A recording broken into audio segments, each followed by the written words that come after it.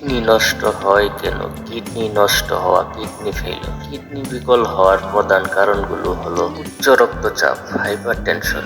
অনিয়ন্ত্রিত উচ্চ রক্তচাপ কিডনির ছোট ছোট নালী ক্ষতিগ্রস্ত করে, যার ফলে কিডনির কার্যকারী ক্ষমতা কমে যায়। ডায়াবেটিক্স, বেশি সময় ধরে অনিয়ন্ত্রিত রক্তের শর্করা পরিমাণ কিডনির ফিল্টারিং সিস্টেমকে নষ্ট করতে পারে, যা কিডনি বিকলের অন্যতম প্রধান কারণ। প্রস্রাব আটকে যাওয়া, ইউরিনারি অবস্ট্রাকশন, প্রোস্টেট বড় হওয়া, মূত্রনালী ব্লকেজ বা দীর্ঘমেয়াদী কিডনি পাথর কিডনির কার্যকারী ক্ষমতা কমিয়ে দিতে পারে।